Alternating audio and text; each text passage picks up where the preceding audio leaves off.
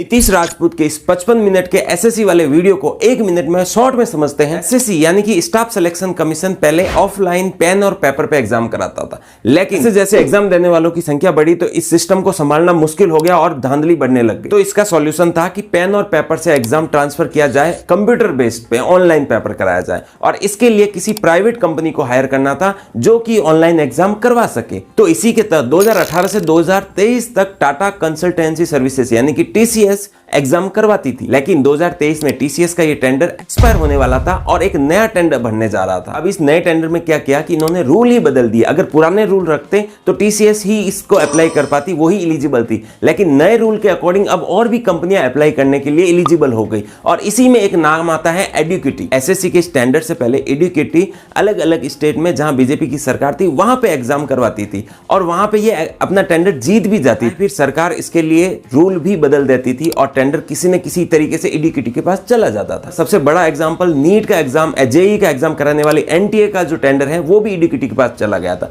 लेकिन वहां पे भी भारी गड़बड़ी देखी गई, सर्वर डाउन था, सब कुछ देखने को मिला। लेकिन उसके बावजूद भी जब एसएससी ने ये टेंडर निकाला तो एडुकेटी भी अप्लाई करती है। पहले तो ये एडुकेटी एक ही कैटेगरी में एलिजिबल होती है, दूसरी जो बड़ी कैटेगरी जहां 50 लाख से ज्यादा स्टूडेंट होते हैं वहां पे टीसीएस ही एलिजिबल होती है, लेकिन बाद में ये टेंडर को रद्द कर देते हैं और एक नया टेंडर जारी करते हैं 2024 में, जहां एडुकेटी पूरी तरीके से उस टेंडर को जीत लेती है और टीसीएस के हाथ से दोनों टेंडर चले जाते हैं। 50 लाख से कम स्टूडेंट वाले और 50 लाख से ज्यादा स्टूडेंट वाली कैटेगरी, दोनों कैटेगरी एडुकेटी जीत लेती है। अब एडुकेटी के पास सबसे बड़ा चैलेंज था कि कम पैसों में इन्होंने ये टेंडर लिया था और पूरे इंडिया में ये एसएससी का एग्जाम कराना था। क्या करती थी, जहां पे सस्ता सेंटर मिल रहा था वहां पे वो भेज देती थी। कुछ स्टूडेंट का जो राजस्थान में रहते हैं उनका अंडमान तक सेंटर आ गया था, कहीं पे रात की 10 बजे तक एग्जाम चलता रहा, कहीं कहीं पे बैग रखने की प्रॉब्लम है। इस तरीके से बहुत सारी प्रॉब्लम का सामना स्टूडेंट करते आए और इसी सारी प्रॉब्लम को सुनाने के लिए दिल्ली में प्रोटेस्ट हुए और इसी प्रोटेस्ट को रोकने के लिए पुलिस ने उन पर लाठीचार्ज करी। तो क्वेश्चन ये है कि जहां टीसीएस ज्यादा एलिजिबल है, ज्यादा कैपेबल है एग्जाम को कंडक्ट कराने,